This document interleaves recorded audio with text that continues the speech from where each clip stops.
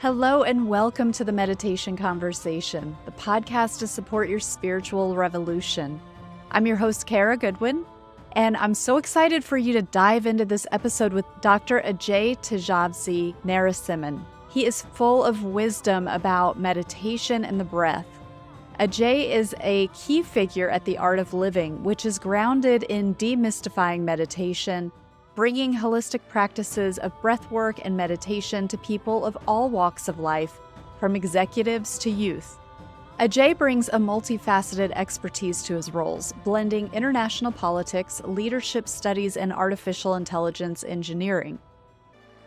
His extensive experience includes over 15 years at the World Bank Group, partnering with 42 governments to enhance governance and leadership. His advisory role with the Open Government Partnership extends his commitments to governance reforms. But what I love so much about this conversation is simply interacting with Ajay. He's so warm, centered, calm, and humble. And this episode is full of practical insights that will reinvigorate your zest for meditation and breath work. We'll get right into that in a second, but first, for you plant lovers, are you familiar with Pure Leaf? Pure Leaf is an alternative and complementary approach to conventional plant care and pest control methods. It's a natural, non-toxic alternative for caring for your plants. There are compounds to help give your plants more vitality as well as address plant health issues. I myself am a plant lover, and I have been using their indoor superfood and nutrient booster, and I'm loving it. So try Pure Leaf for yourself and use code KARAG20 for a whopping 20% off your order. That's KARAG 20 for 20% off. And now enjoy this episode. Well, thank you so much, Ajay, for being here today. I'm really excited to talk to you. A pleasure to be with you, Kara. So nice. Thank you for having me. It's really my pleasure. And I wanted to just start by talking a little bit about your background because you have such a multifaceted expertise that you bring to everything that you are involved in. So can you talk about how you got into such a diverse breadth of interest and expertise? Thanks, Kara. Yeah, it's really, it was almost like a natural progression for me. Right from a very young age, we've been very focused. I mean, we were raised to have a very, I would say, socially conscious approach to living. And so we would really look at how is it that we can give more to people around us, give more to society. And as part of that, I went through high school, and then I got into an engineering school, which is typically what a lot of people in India do. So my undergraduate is in engineering from Bangalore University. And big surprise, I went through computer science, which is what everybody else was doing. But at the time, my focus was still on how do we use all of this technology for the greater good, and so how do we really make more of an impact than just on a corporate in a corporate environment or a corporate setting. So my focus was always on development as a whole, and how do we get the benefits of this modern technology to really help. And India in the 90s was really coming out of this whole era of very tight controls, and there was this whole liberalization, opening up to the rest of the world, opening up to new ideas and new ways, and really lifting. There was a beautiful opportunity to lift so many people out of poverty. And I believe, and this is something that my mother has instilled in me as well, that education is one of the main pathways for people to really elevate themselves, right? Education, obviously, of science, math, and so on, but also of the self. And so all of these aspects were very interesting for me. And so it almost progressed naturally to a point where even during my engineering degree, we focused on developing what was called the simputer, like a simple computer that we could have in different villages. And these villages could then, have communications through different post offices and so on. And so from that point on, when I was at school here at USC, I was really looking at how do we really scale these ideas for development? How do we use technology for development? And so, long story short, I ended up with an internship at the World Bank, focusing on good governance and anti-corruption, and that sort of really drove me to to my schooling at Georgetown, and eventually my PhD in economics and political science, focusing on leadership, because what leadership executives do, what national cabinets do, really directly impacts not only their own people, their own societies, but also the world at large, given how interconnected we are. I mean, we're already seeing these effects. And so it sort of made so much more sense for me that this holistic approach needs to be part of policy making. It needs to be part of, as we think of leadership, as we think of changing our own societies, our communities, this focus needs to be there. And while doing that, I was really intrigued that there's one set of incentives, and then there's checks and balances, right? We have these in every society around the world. But if the incentives are always external, extrinsic to the individual, the change agent, it's short lived. I mean, we see institutions being challenged across the world, trust in institutions. Here as well, at home in the US, you see quite a degradation of that whole interest, isn't it? So, how is it then you can keep that motivation or inspiration intrinsic to the individual? And that's where I found the power of meditation, the power of breathing, the power of spirituality, if you may, because we are spiritual beings, right? And how do we stay in touch with that aspect of ourselves, which is open, friendly, compassionate, the human values that we all share as a human race?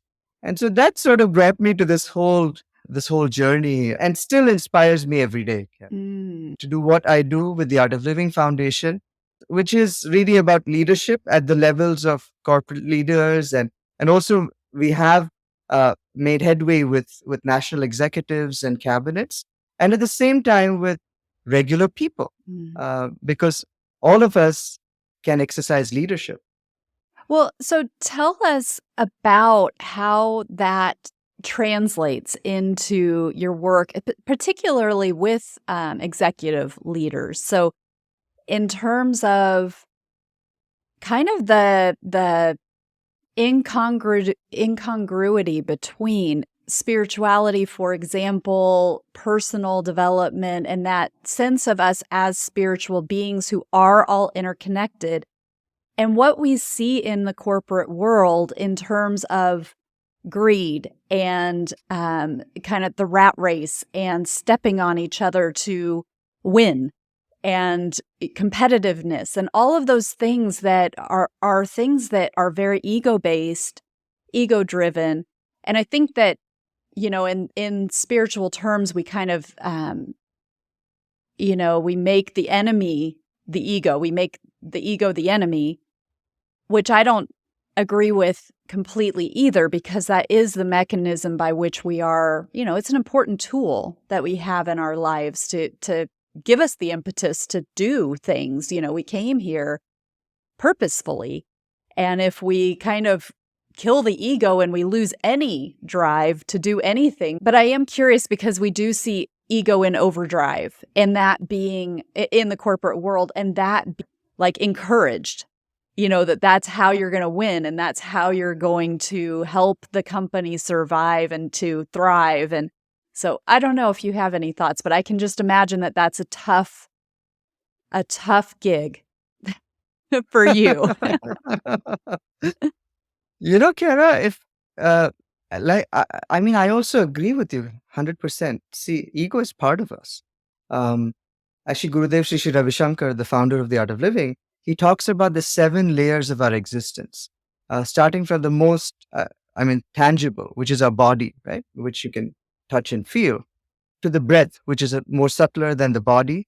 Subtler than the breath is your mind, where you're really taking in all of this whole world, all of these different senses perceive, you perceive all of what you're seeing around you through the mind.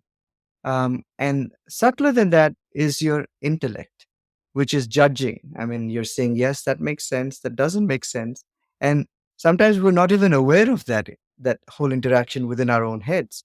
Subtler than that is the memory, which stores all of these experiences, these impressions in our lives. Um, and subtler than that is the ego, which is the sense of me, right? This sometimes it becomes a sense of unnaturalness as well. But you see this, I mean, in children, very young children, as they grow out of, let's say, being 3 or 4 years old, that sense of me comes up, right? Um, and subtler than that, we would say, is the self, your own soul, or the superconscious layer, whatever it is you want to call it. It's your own self, that which doesn't change, by virtue of which you're able to see that everything is changing around the world. So if you look at it that way, the ego is an integral part of who you are. Now, if the ego is too much, then it becomes unpalatable, right? It should be like salt in your food. You need the ego, like you said, absolutely. You need that sense of, okay, what is it that I can do? How can I contribute? But at the same time, if it becomes too much and consumes everything else, it becomes unpalatable, not just to others, but eventually to you as well. And we've all worked with leaders around the world. And I know you have worked with folks in the corporate sector as well. And a lot of times, you know, corporate life and individual life are not lived in compartments, right? What happens at home influences what happens at work, and what happens at work influences how you are at home. And so life is not lived in compartments. So, how is it then can we find that balance that you can prosper responsibly? You don't have to, I mean, I wouldn't advocate for a communist sort of a way. I would say, let's all prosper responsibly. We don't have to profit off of somebody else's loss. And that comes with awareness. It comes with an awareness of who you are. And so at the Art of Living, we offer this program called the Sky Breath Meditation, which really helps individuals manage their own minds first, manage your own emotions and the mind, the thoughts, because thoughts do their own thing, right? The mind does its own thing. You could be in this conversation, you could be listening to me, but at the same time, it could be doing something else. Maybe it's already taken a lunch break or a coffee break. So or it's on the other side of the planet, or it's on something else, and it does this all the time. So how do we bring the mind uh, to a place where it's able to be present? It's able to, because see, if you want to succeed as a leader, you need attention.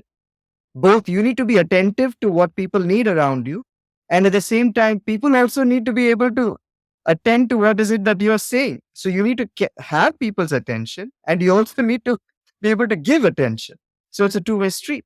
So how do you bring that attention back? And that's where the breath is a big, big tool, because the breath is in the present moment. You can't breathe for tomorrow, and you can't say, I already breathed yesterday. It's constantly with us, right? It's a companion that's with us. So through the breath, you bring the mind to the present moment. You're able to then connect to yourself. When the mind is calmer, then you're able to connect to yourself. And when you're able to connect to yourself, you see the connections around you as well. You see that we're all interconnected. I depend on the farmer who grew this cotton, and then I depend on the driver who took this cotton to the factory, then that made this into yarn, and then they wove this or stitched it up into the shirt. There's so many people that we depend on. So you realize that interdependence, and you also realize that there is so much more. You can really connect with people on a more real level. And I think this is an epidemic today. I mean, the Surgeon General has talked about how we have this pandemic of loneliness in not just the US, but around the world.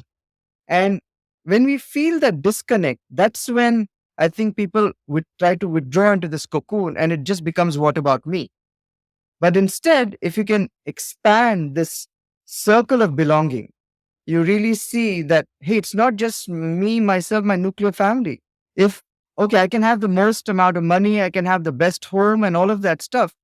I'm not against any of that. But if what use is it if the roads are not motorable and people and around you are suffering? What use is that?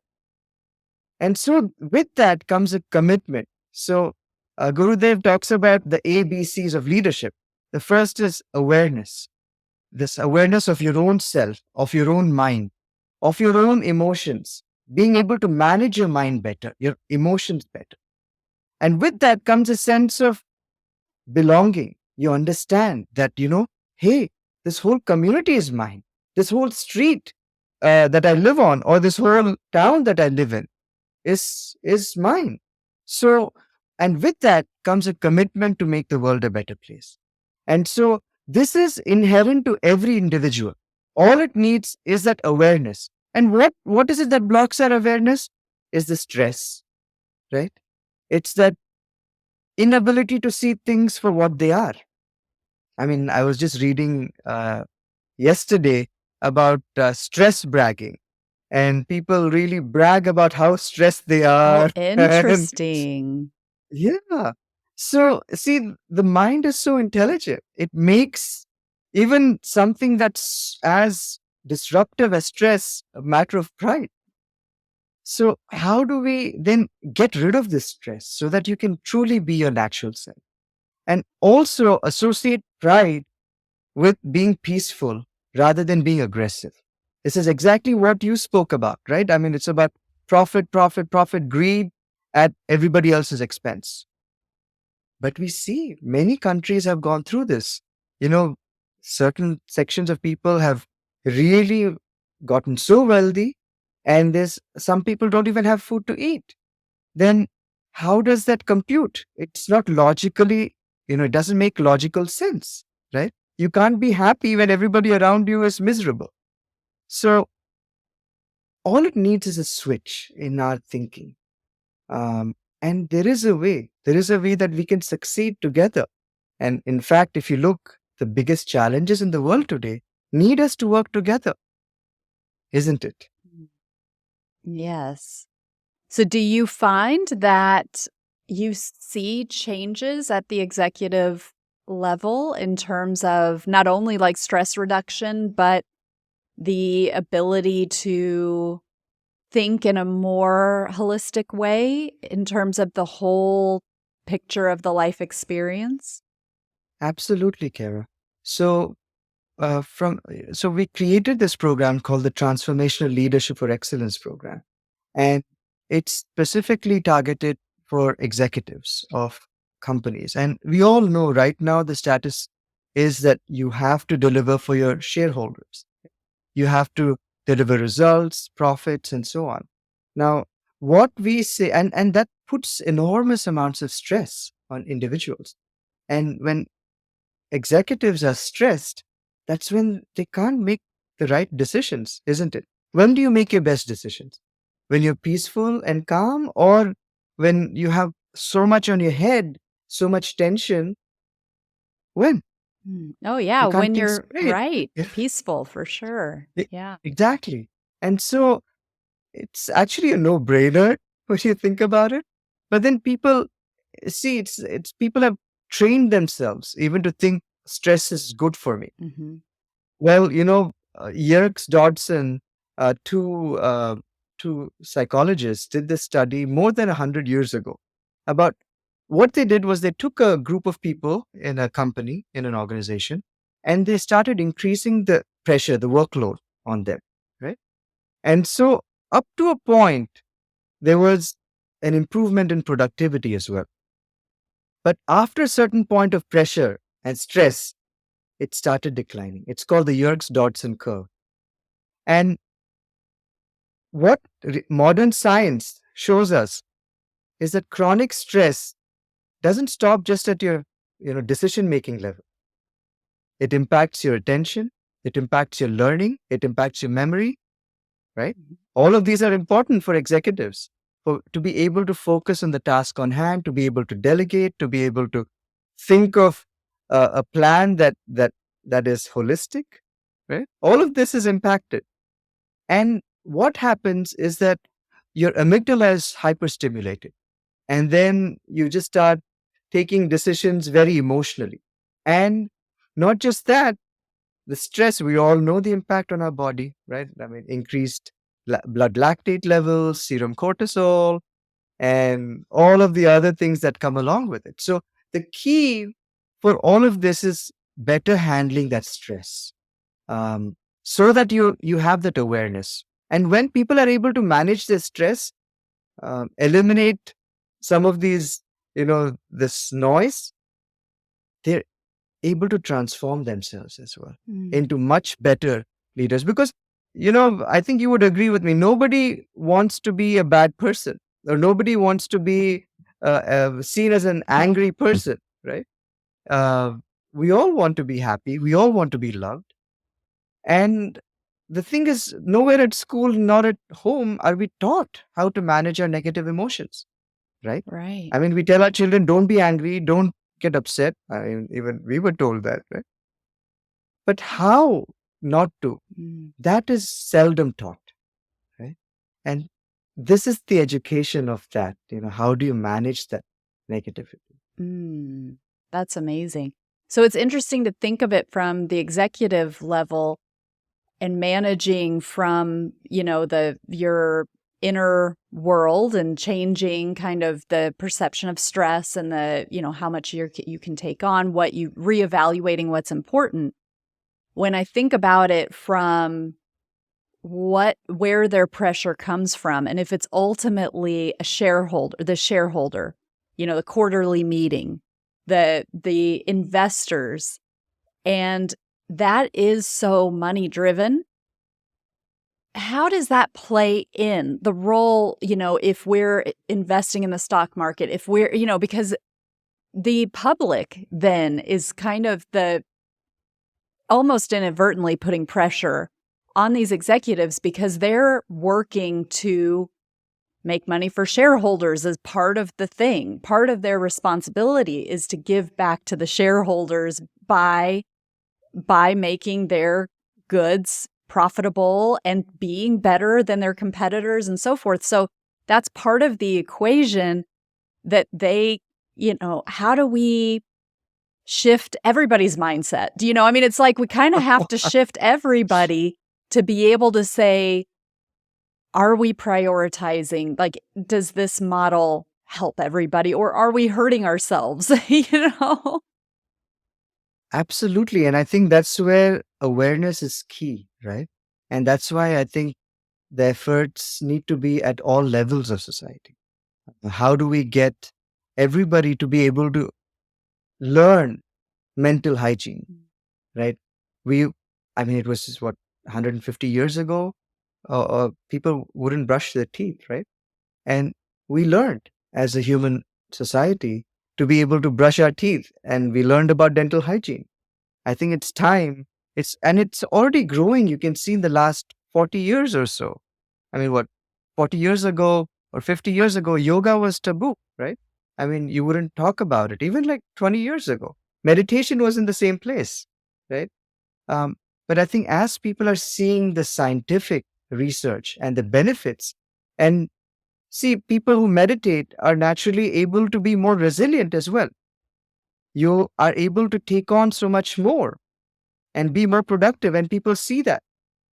And you can do that with a smile as well, right? And even for your shareholders, you can produce better results when you're at your peak performance, isn't it? Right? When does an athlete perform the best? When they are in the peak of their shape, right? And so this is where I think understanding this paradigm, the paradigm shift has to happen in our mind, right? That the body and the mind work on opposite paradigms. For the body to be in peak performance, we need to feed it right, eat the right sort of food, the right amount of food at the right time. You need to exercise, um, go to the gym, swim, run, walk, whatever it is. You need to sleep right, the right amount of sleep, 6 to 8 hours of sleep, everybody needs. So, effort is needed to keep your body in peak performance. But for the mind, the opposite is true. To keep the mind in peak performance, effortlessness is key. Relaxing. And how do you do that? Telling yourself to relax doesn't work, right? And scrolling doesn't work. Yeah. A lot of times we That makes it think, even more. yes, we think, oh, I'll relax and I'll scroll on social media or shop or something. Yes. And it's not the same. But it riles you up many times, doesn't it? Yeah. Or gets you revved up to do something. So the opposite is the key here, allowing the mind to relax. And that's where, all of this breath-based meditation, pranayama, yoga, all of these help in helping bring the mind to settle. And when it settles, then you find more energy from within yourself as well. So, I mean, you can't go to the market and buy energy, right? You have to find it from within. And so, understanding this, see, before this, we spoke about, how even in schools, they're teaching young kids about, athletes, right? Star athletes. They meditate, they breathe before they go in. It's about the mind, right? If the mind is there, then you know what options you have in front of you. You can take those decisions. But if it's clouded, full of thoughts, you're not in a position to do that. And so i- it's I would say it's essential for us to find a way to keep our mind in its peak performance. And that's where all of these techniques help. And so going back to your question about shareholders and realizing gains for them, when you are thinking straight, that's when you can do it, right? When you're stressed and really not very clear with your decisions, it's a vicious cycle. It takes you down. So even this is where you find executives really find the value in this as well. That they're able to think clearer, think straighter, and also convey what is it that they have to say better. So a clear mind is a prerequisite for better perception, better observation internally, and better expression. That's fantastic. So you've talked about breath work and pranayama. The sky breath, I think, is the kind of key for your practice. But I'd love to hear about the importance that you put on breath work, how it works into your own life, and what the sky breath is like. I haven't heard of that one before. Because breath is so powerful. Maybe you want to refresh people's memories as to why it's so powerful as well. Absolutely. What is the first thing that you did when you came to this world? Breathed. Yeah. Yeah. You took a breath in, right? Yeah. And started crying. Yeah. And what is the last thing that we all will do? Exhale. Yeah. Exhale, right? You breathe out. And if you lived a good life, people around you cry, right? And in this period of 70, 80, 90, 100, now even 120 years, people are living, right? That which is constantly with us is the breath. And still we pay very little attention to this breath, right? When is it that we pay attention to this breath? When you're short of it, right? Yeah. Have you observed? When is it that you pay? When you've just climbed upstairs and you're panting for breath, or you've just run something and you want to recover, right? So paying a little bit more attention to this breath can help us really explore different dimensions of ourselves. For instance, if you see when you're angry, have you observed your breath? How is your breathing pattern when you're angry? It's shallow. Shallow, short, right? And fast, right? Mm-hmm. And when you're happy, how is it? Right? You take a deep breath in, right? And how is it when you're sad? Right? There's a exhalation. There's a deeper exhalation than the in breath. Right? So, what people have known for centuries, right? The sages, I would say, from different cultures, and from the Vedic culture as well. People have known that the breath and the mind are interlinked. And modern science is also catching up in one sense. There was a study in 2002 that was done by three scientists in Belgium. And what they did was they took a set of people and they played certain videos to them. So to evoke different emotions. And they found that there were certain breathing patterns. So they played videos that made people angry. So there was a certain breathing pattern. They played videos that was, like getting people to laugh, and there was a certain breathing pattern, and so on, right? So what they were able to establish is that the mind has an impact on our body through the breath, right? Then they took this experiment a step further. They said if we get people to breathe in certain ways, what does that have in terms of an impact on the state of mind? And lo and behold, when they got people to breathe in certain ways, they had that specific impact on their mind, on their emotion. So it's a two-way street. In the same way that the mind impacts the body and the breath through these different patterns, you can have a positive impact on your mind through using the breath in certain ways. Mm. And another thing to remember is that managing the mind from the level of the mind is also not a very easy task, right? It's called ironic processes. Try not to think of a pink elephant. Yeah, we've all done this, right? We've all tried this. So the harder you try to push the mind, the harder it becomes for it to relax. Telling the mind, relax, relax, relax, doesn't work for any of us. So then what is the solution? This is where harnessing the power of the breath in certain patterns. And so pranayama literally means regulating the flow of life force. Prana is life force in Sanskrit, and yama is to regulate. So regulating this flow of the subtle life force into our body through the breath. So Gurudev founded the Art of Living more than 45 years ago, 44 years actually. Next year we'll be celebrating the 45th year. And for these 45 years, he's been sharing this wisdom about the breath and how do we use the breath to manage our mind, to impact our mind positive. So at the core is the sky breath meditation. In Sanskrit, it's Sudarshan Kriya Yoga. So Sudarshan, Su is proper and Darshan is vision and Kriya is action. So Sudarshan Kriya literally means purifying action or proper vision through the purifying action of the breath. So it's a rhythmic breathing technique. You learn over a period of 8 hours how to learn this breathing technique.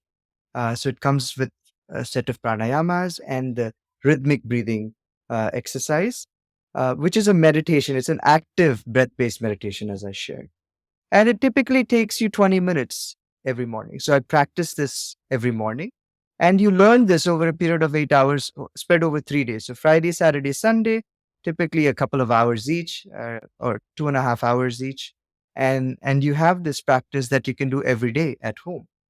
And so that, along with another technique called the Sahaj Samadhi meditation, which is a mantra-based meditation.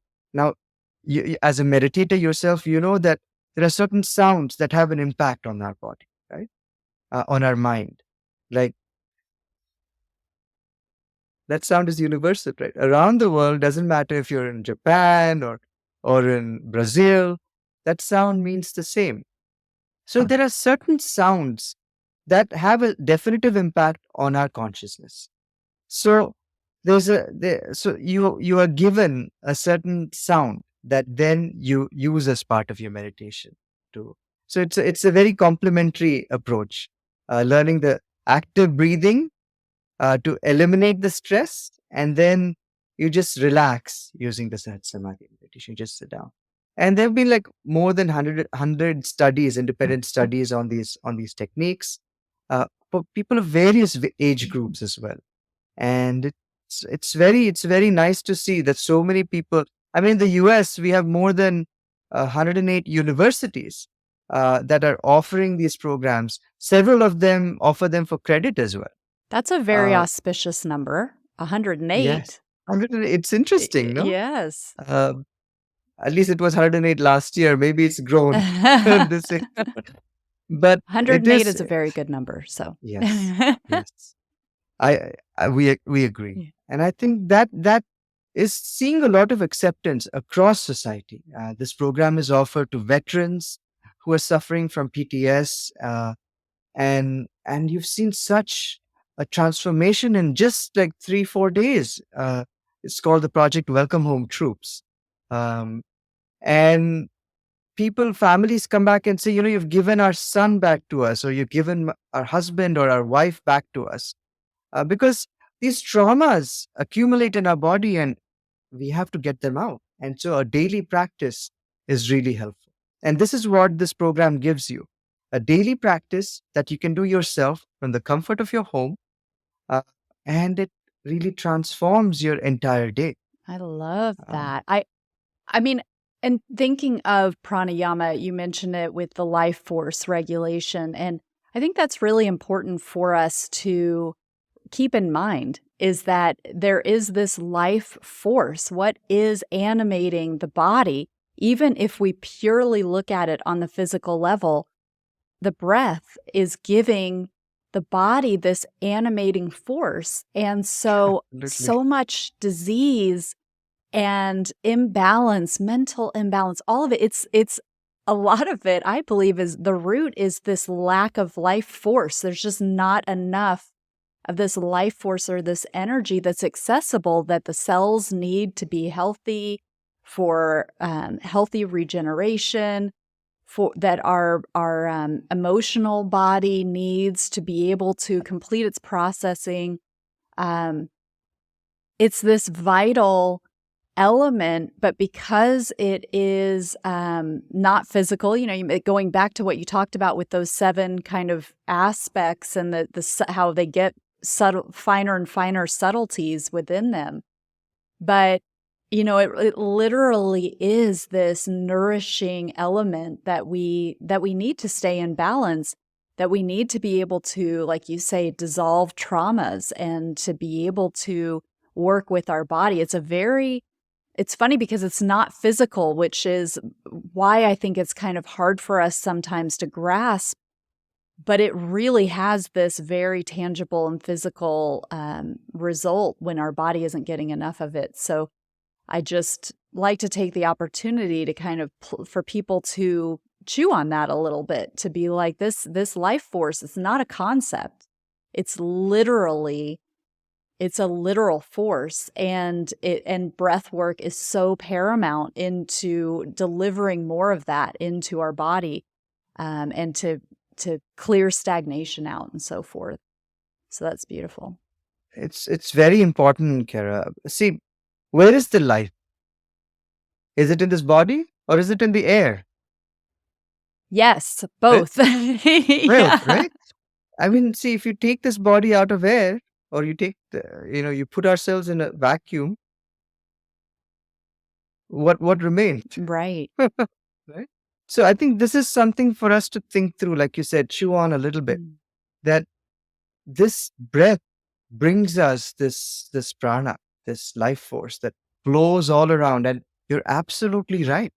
A lot of these ailments that we have are because of the prana not moving around. And just a little bit of understanding about the subtle life force, can really transform your own life, and at the same time, people around you as well. Because, I mean, if you're unhappy, then your whole family is unhappy, Mm. right? Yeah. It's when you're happy, then you can spread that around you. Right. Right. Beautiful. So what is your meditation practice like at this level, this time in your life where you have so many demands and so you've got your hands in so many different projects? Um, a couple things come to mind. Sometimes I feel like people have an understanding or a misconception that meditation is a tool to help them get through a difficult time, which it can be, but the real benefit is in that cumulative effect. So I hear people who either think that they or want to tell themselves they've gotten beyond needing to meditate, or, that they're a walking their life is a walking meditation, and simply they feel that they don't have time for it. And so they want to believe that they don't have a need for it. They've reached a state where they don't have a need for it anymore. You looking at you and understanding the demands within your life would be kind of the perfect person to say, you've graduated out of needing to meditate. It helped you get to this point, and now, you don't need it anymore. I'm guessing that's not the case, but I would love to hear from your personal experience what meditation is like in your daily life. Kiara, it has evolved over the last 20, 30 years that I've been meditating, or slightly more. And I find that it's something that I truly enjoy. It's not it's not something that You have to do. like you said, some people, yeah, it's not like I have to do it. Yeah. It's part of my, I don't even have to think twice about it. I'm like, yes, this is part of what I do. Like And brushing I your find that teeth, back to that example. I love exactly, that. it's like mental hygiene for Mhm. me. And every day we encounter new experiences, new people, new challenges. And I feel meditation helps you have a clean slate every day. It just wipes away all of these, like you said, these impressions or traumas, whatever they may be, helps you get rid of the stress, and really refine that balance again and again and again, because life is new every day. You can't say, like, I said, you can't say, I breathed for yesterday and I don't have to breathe today or tomorrow. You have to continue doing it. Okay, you say, I vacuumed this whole house and I'm going to keep it closed for like 30 days and it's going to be fine. But you come back home, there's still that fine layer of dust, right? So it's a practice, and it's something that continues to nurture your nervous system and make you more resilient. That has been my experience. And so I enjoy it. I practice every day. So the sky breath and the sahaj I do in the morning, so that's complementary. And in the evening, they're like bookends. In the evening, I do my sahaj samadhi practice, which is 20-minute practice. So in the morning, it takes me about 40 minutes, 45 minutes. And in the evening, 20 minutes. So, and it's something that I've factored in to my schedule, saying that, you know what, I get up in the morning, 5:30, 6, whatever it is, but I have 1 hour for myself. I do some stretches and then I have my meditation. Mm.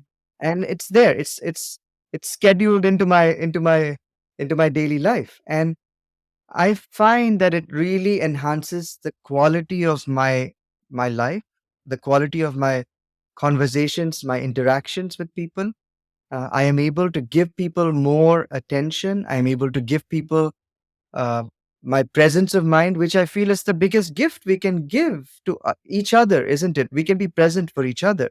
And very often, I mean, it really, it, I would say it breaks my heart to see young children and families, actually, everybody with a device in their hand and their head hanging down like Yeah. this, And I've seen all these funny cartoons, but it's not funny, It's we need to be able to speak with one another, connect with one another, and I think that uh, that's such a wealth for me personally, being able to connect with each of us on a real in a real manner in real time. Mm. And so my meditation practice allows me to have that attention, allows me to focus on the different demands of my time.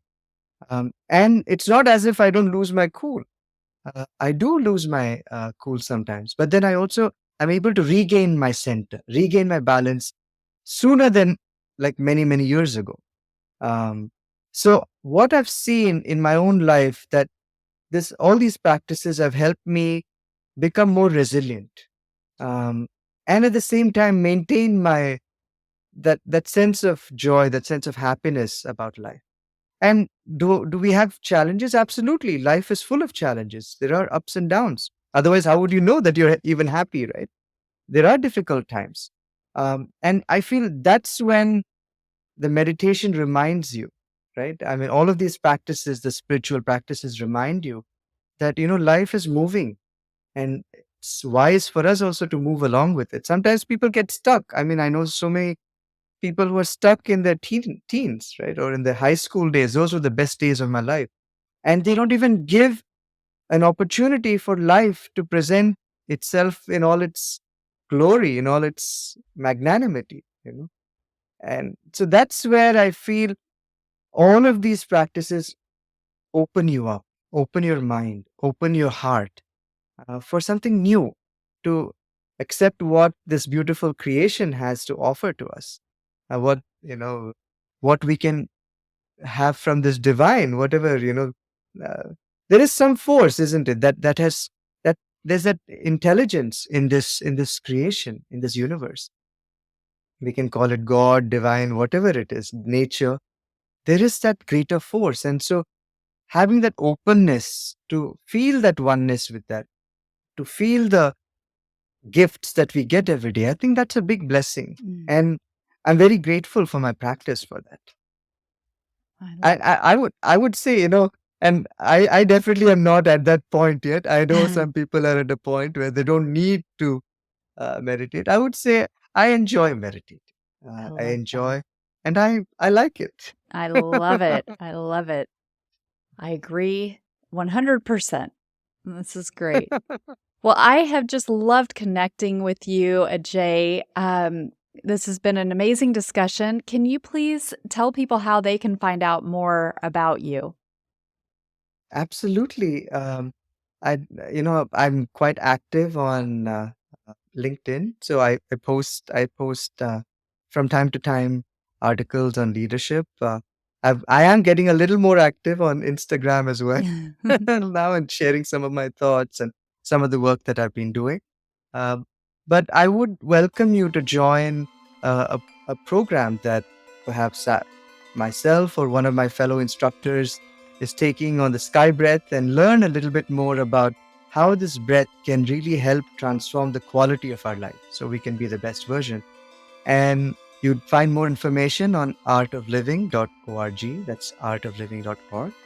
And yeah, I mean, I look forward to seeing some of the viewers on some of our programs in the future as well. Wonderful. Thank you so much for being here today. Thank you, Kara. Thank you for having me.